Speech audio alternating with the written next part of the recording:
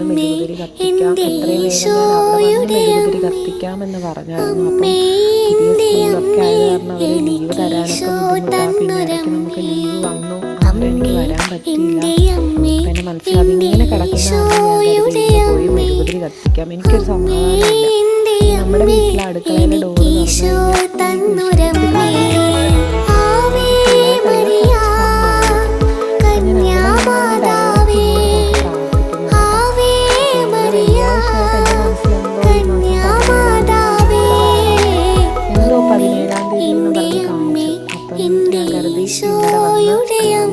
ഇവിടെ വന്ന്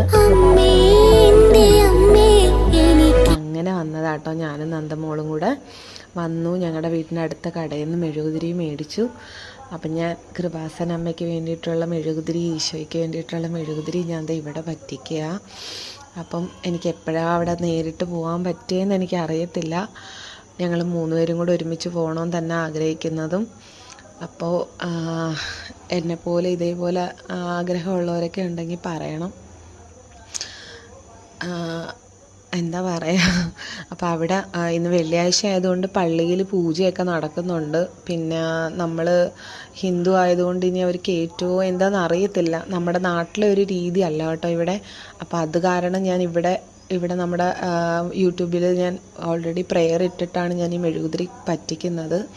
അപ്പം അങ്ങനെ ചെയ്യാമെന്ന് കരുതി. അപ്പോൾ എനിക്ക് എത്രയും വേഗം കൃപാസന അമ്മയുടെ മണ്ണിൽ അവിടെ നേരിട്ട് പോകാൻ കഴിയണമെന്ന് മാത്രമാണ് ഞാനിപ്പോൾ പ്രാർത്ഥിക്കുന്നത്. അപ്പം നമ്മൾ